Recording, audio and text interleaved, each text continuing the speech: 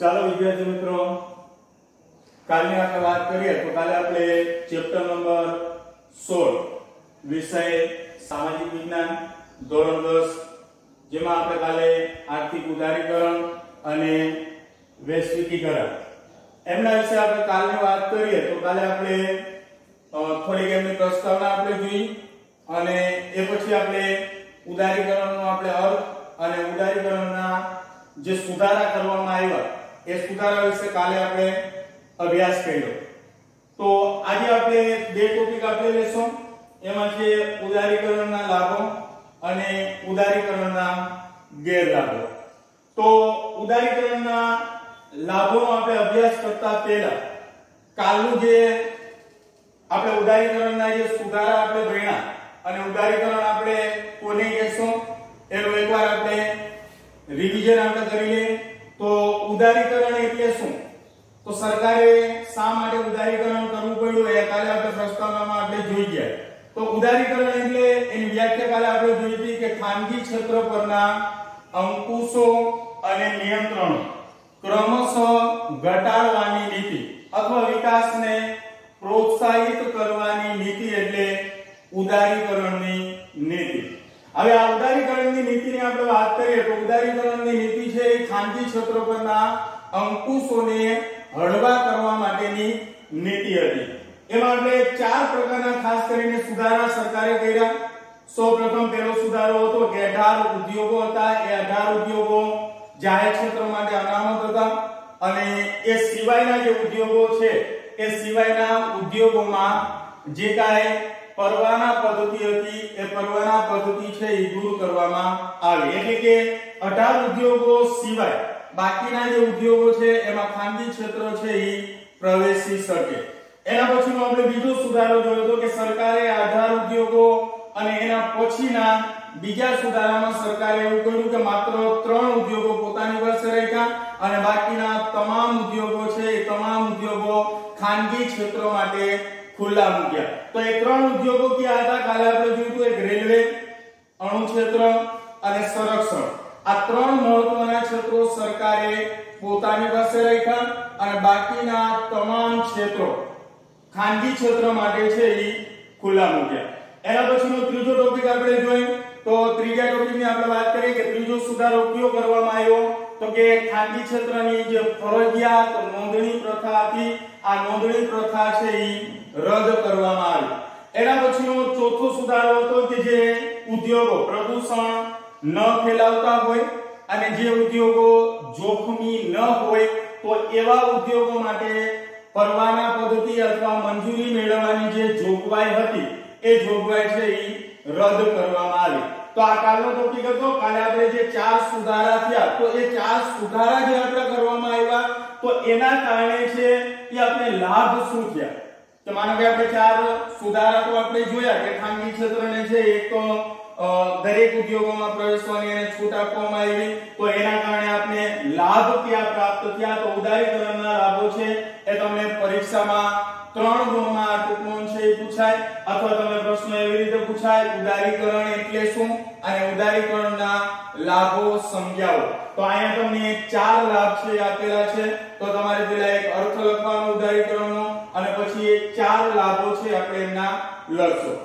તો એ પહેલાની આપણે વાત કરીએ તો ઉદારીકરણના લાભો કે જે સુધારા કરવામાં આવ્યા તો એનાથી આપણે ઘણા બધા લાભો થયા। તો એમાંનો પહેલો લાભ આપણે જોઈએ તો પહેલા લાભમાં ઉદારીકરણના પરિણામે એટલે કે સરકારે 1991 માં જે આર્થિક સુધારા કર્યા અને એમાં જે ઉદારીકરણ કરવામાં આવ્યું એના કારણે ખાનગી ક્ષેત્રને ખાસ કરીને છે આ ઉદારીકરણ કોના માટે હતું તો કે ખાનગી ક્ષેત્ર માટે હતું। તો ખાનગી ક્ષેત્રને એક તો શું થયું તો કે મુક્ત વિકાસની તકો પ્રાપ્ત થઈ। આના પહેલાની આપણે વાત કરીએ તો ખાનગી ક્ષેત્ર જે ઉદ્યોગોની સ્થાપના કરતો, ખાનગી ક્ષેત્ર છે જે વસ્તુનું ઉત્પાદન કરતો તો જોઈએ તેટલી વસ્તુનું ઉત્પાદન કરી ન શકતું હતું, એના પર અમુક પ્રકારના અંકુશો અને નિયંત્રણો છે જોવા મળતા હતા। પરંતુ જ્યારથી સરકારે ઉદારીકરણની નીતિ અપનાવી એટલે ખાનગી ક્ષેત્રને એક તો ફાયદો શું થયો તો કે તો એને મુક્ત વિકાસની તકો છે એ પ્રાપ્ત થઈ. હવે પોતાની મેળે છે જેટલી વસ્તુનું ઉત્પાદન કરવું હોય એટલી વસ્તુનું એ ઉત્પાદન કરી શકે. એટલે એક તો એને મુક્ત વિકાસની તકો પ્રાપ્ત થઈ અને એના દ્વારા છે જે ખાનગી ક્ષેત્રને મુક્ત વિકાસની તકો પ્રાપ્ત થઈ એટલે ઉત્પાદનમાં શું થયો? વધારો થયો. ખાનગી ક્ષેત્ર જે ચીજ વસ્તુ અને સેવાઓનું જે ઉત્પાદન કરતી તો એ ચીજ વસ્તુ અને સેવાઓના ઉત્પાદનમાં છે એ નોંધપાત્ર વધારો થયો. આ એક આપણે લાભ પ્રાપ્ત થયો. તો આ શા માટે છે એ ઉત્પાદનમાં વધારો થયો? તો એક તો છે ઉદારીકરણની નીતિ અપનાવી અને ખાનગી ક્ષેત્ર જે છે એ ખાનગી ક્ષેત્રને મુક્ત વિકાસની તકો પ્રાપ્ત થઈ એટલા માટે છે એ ઉત્પાદનમાં વધારો થયો. હવે ઉત્પાદનનું પ્રમાણ વધ્યું. ઉત્પાદનના વધારો થતા લોકોને છે રોજગારી મળી. રોજગારી મળતા લોકોના જીવન ધોરણમાં સુધારો થયો અને ફરીથી વસ્તુની ચીજ વસ્તુની માંગમાં વધારો થયો. આવી રીતે છે ઉત્પાદનમાં વધારો થયો. તો આ તો પહેલો લાભ. એમાં ખાસ કરીને આપણે યાદ રાખશો એક તો મુક્ત વિકાસની તકો અને બીજું આપણે યાદ રાખશો ઉત્પાદનમાં વધારો થયો. એના પછીનો આપણે બીજો લાભ આપણે જોઈએ તો ઉદારીકરણની નીતિનો સ્વીકાર કરવાથી. એટલે કે આપણે 1991 માં ઉદારીકરણની નીતિનો આપણે સ્વીકાર કર્યો જેના કારણે વિદેશ વેપારને છે એ બળ મળવાનું શરૂ થયું. એટલે કે વિદેશ વેપારની આપણે વાત કરીએ તો વિદેશ વેપારને ઉત્તેજન મળ્યું. કેના કારણે ઉત્તેજન મળ્યું? તો કે 1991 ની જે ઉદારીકરણની નીતિ આપણે અપનાવી તો એના કારણે છે વિદેશ વેપારને બળ મળ્યું અને એના કારણે છે આપણો વિદેશ વેપારમાં વૃદ્ધિ થઈ. હવે વૃદ્ધિ એટલે શું? તો કે વધારો. તો ઉત્પાદનમાં વધારો થયો.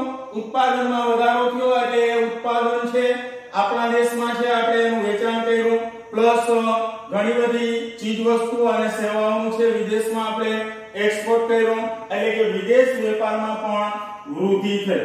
હવે પહેલાના સમયની આપણે વાત કરીએ કે 1991 પહેલાનો સમય એટલે કે 1947 થી લઈને 1991 સુધીનો સમયમાં જે ખાનગી ક્ષેત્રો પર જે અંકુશો અને નિયંત્રણો હતા એના કારણે છે વિદેશ વેપારને ઉત્તેજન ન મળ્યું હતું અને ત્યારે છે આપણો વિદેશ વેપારમાં જોઈએ એટલો હિસ્સો છે એ જોવા મળતો ન હતો. તો બીજો લાભ આપણે શું થયો કે આપણે ઉદારીકરણની નીતિનો આપણે સ્વીકાર કર્યો જેના કારણે આપણે વિદેશ વેપારને છે એ બળ મળવાનું શરૂ થયું અથવા એને ઉત્તેજન મળવાનું શરૂ થયું જેના કારણે છે આપણે વિદેશ વેપારમાં વૃદ્ધિ થઈ. વૃદ્ધિ એટલે વધારો થયો એટલે કે આપણો વિદેશ વેપાર છે એ ઉદારીકરણના કારણે છે એ વધવા લાગ્યો. એના પછીના ત્રીજા સુધારાની આપણે વાત કરીએ તો વિદેશ વેપારમાં વધારો થવાથી વિદેશી હુંડિયામણની આ શબ્દ ખાસ યાદ રાખજો વિદેશી હુંડિયામણની અનામતમાં છે એ વધારો થયો. હવે પહેલેથી તમે જુઓ ને તો પેલો જે લાભ છે ને એમાં શું થયો? ચીજ વસ્તુ અને સેવાઓના ઉત્પાદનમાં વધારો થયો. ઉત્પાદનમાં વધારો થયો એટલે આપોઆપ છે વિદેશ વેપારમાં વધારો થયો. હવે વિદેશ વેપારમાં વધારો થાય એટલે વિદેશી સ્વાભાવિક છે કે વિદેશી હુંડિયામણની અનામતમાં પણ શું થાય? વધારો થાય. હવે વિદેશી હુંડિયામણ એટલે શું? તો કે વિદેશી હુંડિયામણ એટલે બીજા દેશનું ચલણ. જો આપણે બીજા દેશ સાથે આપણે વેપાર કરીએ, આપણે બીજા દેશની વસ્તુનો આપણે નિકાસ કરીએ તો આપણે છે વિદેશી હુંડિયામણ છે એ પ્રાપ્ત થાય. તો 1951 થી લઈને 1991 ના સમયગાળામાં આપણે વિદેશી હુંડિયામણની છે એ કટોકટી સર્જાતી અથવા વિદેશી હુંડિયામણનો જથ્થો છે એટલો બધો આપણી પાસે ઉપલબ્ધ ન હતો. પરંતુ જ્યારે આપણે ઉદારીકરણની નીતિ અપનાવી તો એના દ્વારા છે એ વિદેશ વેપારને બળ મળ્યું અને વિદેશ વેપારમાં છે એ વધારો થયો અને જેના કારણે છે આપણે વિદેશી હુંડિયામણની અનામતમાં છે એ વધારો થયો. એના પછીનો આપણે ચોથા સુધારાની આપણે વાત કરીએ તો ઉદારીકરણના પરિણામે દેશમાં આંતરમાળખાકીય સગવડો જે દેશની આંતરમાળખાકીય સગવડો છે વીજળી છે, વાહન વ્યવહાર છે, સંદેશા વ્યવહાર છે, બેન્કિંગ છે, આ બધી આંતરમાળખાકીય સગવડોમાં શું થયો? તો કે વધારો થયો. હવે ચોથા લાભની આપણે વાત કરીએ તો ઉદારીકરણ આપણે અપનાવ્યું અને એ ઉદારીકરણના કારણે પહેલો લાભ આપણે એ થયો ઉત્પાદનમાં વધારો થયો, ઉત્પાદનમાં વધારો થવાથી વિદેશ વેપાર આપણો વધ્યો, વિદેશ વેપારમાં વધારો થવાથી વિદેશી ઊંડિયામણની અનામતોમાં વધારો થયો। હવે ઉત્પાદનમાં વધારો થયો એટલે લોકોને રોજગારી મળી, લોકોનું જીવન ધોરણ સુધર્યું અને જે આંતરમાળખાકીય જે કાંઈ સગવડો હતી આ આંતરમાળખાકીય સગવડોમાં છે એ વધારો થયો। આ હતા ઉદારીકરણ કરવાથી અથવા ઉદારીકરણની નીતિનો સ્વીકાર કરવાથી આપણે 4 પ્રકારના લાભો છે એ પ્રાપ્ત થયા। એકદમ યાદ રાખવા માટે સહેલા છે, તમે ખાસ કરીને આમ જોશો એટલે એક શબ્દ છેલ્લો શબ્દ ખાસ યાદ રાખજો, એટલે કે ઉદારીકરણના પરિણામે પેલા ખાનગી ક્ષેત્રને મુક્ત વિકાસની તકો પ્રાપ્ત થઈ। હવે મુક્ત વિકાસની તકો પ્રાપ્ત થઈ એટલે પેલું જે લાભ આપણે શું થયો તો કે ઉત્પાદનમાં વધારો થયો। હવે ઉત્પાદનમાં સ્વાભાવિક રીતે વધારો થાય એટલે આપણે વિદેશ વેપાર સાથે આપણે જોડાશું એટલે વિદેશ વેપારમાં છે વૃદ્ધિ થઈ એટલે બીજો મુદ્દો આપણે યાદ રાખશો, ટૂંકમાં યાદ રાખવું હોય તો વિદેશ વેપારમાં વૃદ્ધિ થઈ। એના પછી સ્વાભાવિક છે કે વિદેશ વેપારમાં વધારો થાય એટલે વિદેશી જે ઊંડિયામણ છે વિદેશી ઊંડિયામણની અનામતમાં પણ વધારો થયો। હવે ઉત્પાદનમાં વધારો થયો એટલે દેશમાં જે આંતરમાળખાકીય જે સગવડો હતી એ આંતરમાળખાકીય સગવડોમાં પણ વધારો થયો। એટલે આ 4 ટોપિક આપણે ટૂંકમાં યાદ રાખશો એટલે તમને ઉદારીકરણના લાભો છે એ યાદ રહી જશે। તો હવે આપણે આ જોયા ઉદારીકરણના લાભો। હવે ઉદારીકરણના લાભ તો આપણે ઘણા બધા પ્રાપ્ત થયા પણ સાથે સાથે આપણે ઉદારીકરણના ગેરલાભો પણ આપણે જોવા મળ્યા। તો આ ઉદારીકરણના ગેરલાભો કયા છે કે આપણે વાત કરીએ તો કોઈ પણ એક સિક્કો હોય તો એક સિક્કાની 2 બાજુઓ હોય છે। તો એવી રીતે પણ આપણે એક સારી બાબત તો જોવા મળી કે ઉદારીકરણ આપણે સ્વીકાર્યું, ઉદારીકરણની નીતિ આપણે અપનાવી જેના કારણે આપણે ઘણા બધા લાભ તો થયા પણ ઘણા બધા આપણે ગેરલાભો પણ જોવા મળે છે। આ ગેરલાભોની આપણે વાત કરીએ તો 4 આપણે ગેરલાભ છે અહીંયા ઉદારીકરણના જોવા મળે છે। જે પણ પ્રશ્ન તમને 3 ગુણમાં કદાચ પ્રશ્ન છે પૂછાઈ શકે અથવા તમને પ્રશ્ન આ બે સાથે પૂછાય। ઉદારીકરણ એટલે શું, ઉદારીકરણના લાભાલાભ આવો શબ્દ જો તમને પરીક્ષામાં આપે લાભાલાભ તો તમારે લાભ અને ગેરલાભ બંનેના તમારે 2 કે 3 પોઈન્ટ છે 3 ગુણમાં તમારે સમજાવવા પડે। તો ઉદારીકરણના કારણે આપણે લાભ તો ઘણા બધા થયા પરંતુ આપણે જે ગેરલાભ થયા છે એ ગેરલાભ વિશે આપણે જોઈએ તો પહેલો ગેરલાભ આપણે શું થયો તો કે ખાનગી ક્ષેત્ર પરના અંકુશો છે એ ઘટવા છતાં આ શબ્દ યાદ રાખજો કે ઇજારાશાહીના વલણો જે છે એ ઇજારાશાહીના વલણોમાં ઘટાડો થઈ શક્યો નથી। હવે આગળ આપણે એના અર્થમાં જ આપણે જોઈયા કે ઉદારીકરણ એટલે શું તો કે ખાનગી ક્ષેત્ર પરના જે અંકુશો અને નિયંત્રણો હતા એ ઘટ્યા અથવા એમાં ઘટાડો આપણે કર્યો। તો ઉદારીકરણના કારણે ખાનગી ક્ષેત્ર પરના અંકુશો તો ઘટ્યા એ તો આપણે ફાયદો થયો પરંતુ જે ઇજારાશાહી હતી એટલે કે એક જ વ્યક્તિના હાથમાં સત્તા હોય અથવા થોડાક જ વ્યક્તિના હાથમાં સત્તા હોય તો અહીંયા સત્તાની આપણે વાત કોની કરીએ છીએ સરકારની આપણે વાત કરીએ છીએ। તો સરકારની જે ઇજારાશાહીના વલણો હતા, વલણો એટલે સ્થિતિ એટલે કે સરકારની જે ઇજારાશાહીની સ્થિતિ હતી એમાં કોઈ ઘટાડો થઈ શક્યો નહીં। એટલે કે અંકુશો તો ઘટ્યા પણ અમુક અંશે છે હજી પણ સરકારની નીતિઓ છે એ ખાનગી ક્ષેત્ર પર છે એ જોવા મળતી હતી એટલે કે ઇજારાશાહીના વલણો એટલે કે સ્થિતિમાં છે એ ઘટાડો થઈ શક્યો નહીં। આ આપણે પહેલો ગેરલાભ થયો। એના પછીનો બીજો ગેરલાભ આપણે ખાસ કરીને આપણે જોઈએ તો ઉદારીકરણમાં આપણે પ્રસ્તાવનામાં આપણે જોયું હતું અથવા તમે એના લાભમાં તમે જો તો માત્ર આ ઉદારીકરણ છે એ ઔદ્યોગિક ક્ષેત્ર પૂરતું જ અથવા ઔદ્યોગિક ક્ષેત્ર પર છે એ શું આપવામાં આવ્યું ધ્યાન આપવામાં આવ્યું। જ્યારે ભારત છે એ કૃષિ ક્ષેત્રે વિકાસમાં છે એ પાછળ રહ્યું। કાલે પણ મેં તમને વાત કરી હતી કે ભારતની આપણે વાત કરીએ તો ભારતના 70% લોકો એવા છે કે જે કૃષિ ક્ષેત્ર સાથે જોડાયેલા છે પણ આ ઉદારીકરણ કે આર્થિક સુધારાની આપણે વાત કરીએ તો ઉદારીકરણમાં માત્ર છે એ ઉદ્યોગો પર જ ધ્યાન દેવામાં આવ્યું। તમે અહીંયા જોશો તો તમને ખબર પડશે કે ખાનગી ક્ષેત્રનો વિકાસ કરવા માટે ઉદ્યોગો કે પ્રસ્તાવનામાં પણ આપણે જોઈ ગયા હતા કે ઉદ્યોગો માટે નીતિ ઘડવામાં આવી. બીજી પંચવર્ષીય યોજનાની આપણે વાત કરીએ તો બીજી પંચવર્ષીય યોજનામાં ઉદ્યોગોનો વિકાસ થાય એ માટેની યોજનાઓ બનાવવામાં આવી. તો માત્ર છે એ ધ્યાન કોના ઉપર આપવામાં આવ્યું તો કે ઉદ્યોગોનો વિકાસ થાય એના ઉપર ધ્યાન આપવામાં આવ્યું, જેથી કરીને ભારત દેશ છે એ કૃષિ પ્રધાન દેશ હોવાથી આપણે કૃષિ ક્ષેત્રે છે વિકાસમાં છે આપણે કેવા રહી ગયા તો કે પાછળ રહી ગયા.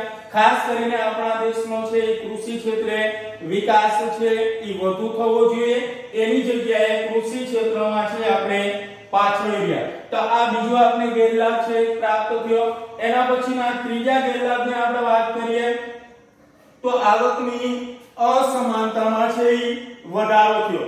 હવે ઉદ્યોગોને તો લાભ થયો, ખાનગી ક્ષેત્રના કારણે જે ઉદ્યોગો છે એ ઉદ્યોગોને લાભ થયો, પણ કેવા ઉદ્યોગો તો કે મોટા પાયાના જે ઉદ્યોગો છે આ મોટા પાયાના ઉદ્યોગોને છે વધુ લાભ મળ્યો. તો મોટા પાયાના ઉદ્યોગો છે વધુ મોટા થતા ગયા, જ્યારે ગૃહ ઉદ્યોગ અને નાના પાયાના જે ઉદ્યોગો છે એમાં છે એમનો જોઈએ એટલો વિકાસ છે એ થવા ન પામ્યો. એટલે એક તો આવકની શું ઊભી થઈ અસમાનતા ઊભી થઈ, જેના કારણે વર્ગ વિગ્રહ જેવી પરિસ્થિતિ છે એ ઊભી થઈ. તો ત્રીજો આપણે ગેરલાભ શું જોવા મળ્યો તો કે આવકની અસમાનતામાં વધારો જોવા મળ્યો. અમીર છે એ વધુ અમીર બનતો ગયો અને ગરીબ છે એ વધુ ગરીબ બનતો ગયો. એના પછીનો ચોથો ટોપિકની આપણે વાત કરીએ તો એક તો એના લાભમાં તમે જોશો કે ઉત્પાદનમાં વધારો થયો, વિદેશ વેપારને બળ મળ્યો, વિદેશ વેપારમાં વધારો થયો, વિદેશી હુંડિયામણમાં વધારો થયો. પરંતુ અહીંયા આપણે વિદેશ વેપારની વાત કરીએ, વિદેશ વેપાર તો સ્વાભાવિક રીતે વધ્યો, પણ વિદેશ વેપારમાં શું વધ્યું તો કે આયાતોનું પ્રમાણ છે આપણું વધ્યું. એટલે કે આયાતો વધવાથી અને આપણી જે નિકાસનું પ્રમાણ હતું એ નિકાસો ઘટી. એટલે એના કારણે શું થયું, પહેલા તો આયાત અને નિકાસ એટલે શું તો આયાત એટલે આપણે બીજા દેશોમાંથી આપણો દેશ છે એ વસ્તુ છે એ મંગાવે તો એને આપણે શું કહેશું આયાત કહેશું. એટલે એ આયાત છે એ આપણા માટે શું થાય ખર્ચ થાય. તો આયાતો વધી એટલે તેમાં વધારો થયો તો કે ખર્ચમાં વધારો થયો. એના પછી જો નિકાસોની આપણે વાત કરીએ, નિકાસ એટલે શું તો કે આપણા દેશની ચીજ વસ્તુનું ઉત્પાદન આપણે આપણા દેશમાં કરતા હોય અને એ ચીજ વસ્તુ છે આપણે વિદેશમાં એનું વેચાણ કરતા હોય અથવા ઇંગ્લિશમાં આપણે એને કહીએ તો કે એક્સપોર્ટ કરતા હોય તો એને કહેશું આપણે નિકાસ. તો નિકાસો છે એનું પ્રમાણ કેવું હતું ઓછું હતું અને જ્યારે આયાતોનું પ્રમાણ છે એ કેવું હતું વધુ હતું. એટલે કે આવક કરતા છે આપણું ખર્ચનું પ્રમાણ છે એ કેવું હતું વધુ હતું. વિદેશ વેપારમાં વધારો તો થયો, પણ વિદેશ વેપારમાં કેમાં વધારો થયો તો કે આયાતોમાં વધારો થયો. જોઈએ કે આયાતોની તુલનામાં આપણી નિકાસો છે એટલા પ્રમાણમાં વધી નહીં. એટલે કે દેશને આવક કરતા ખર્ચ છે એ વધી ગયો અને દેશમાં છે એ વિદેશી દેવામાં છે એ શું થયો વધારો થયો. આ હતા ઉદારીકરણના 4 ગેરલાભો. હવે આપણે જોયા ઉદારીકરણના લાભ જોયા અને ઉદારીકરણના આપણે ગેરલાભો જોયા. ભલે એના ગેરલાભો હોવા છતાં પણ ઉદારીકરણની જે નીતિ છે ઉદારીકરણના નીતિના જે લાભો છે એ લાભો આપણે વધુ પ્રમાણમાં છે એ પ્રાપ્ત થયા.